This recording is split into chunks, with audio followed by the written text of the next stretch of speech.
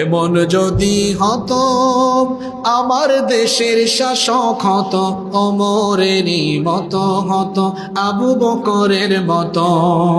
এমন যদি হতো আমার দেশের নেতা হতো ওমরেরই মতো হতো আবু বকরের মতো।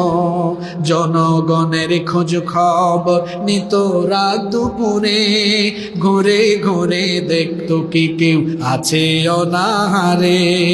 আমার দেশের মা বোনেরা লাঞ্ছিত হতো না, আমার দেশের কৃষক শ্রমিক বঞ্চিত হতো না। ধনী গরিব ভালোবাসার জীবন ফিরে পেত যদি আমাদের নেতা হতো ওমরেরই মতো হতো আবু বকরের মতো। আমরা চাই কি চাই না আগামীর বাংলাদেশ হবে আলেম উলামা পীর মাশায়েখদের নেতৃত্বে কুরআন সুন্নাহ আর ইসলামের বাংলাদেশ।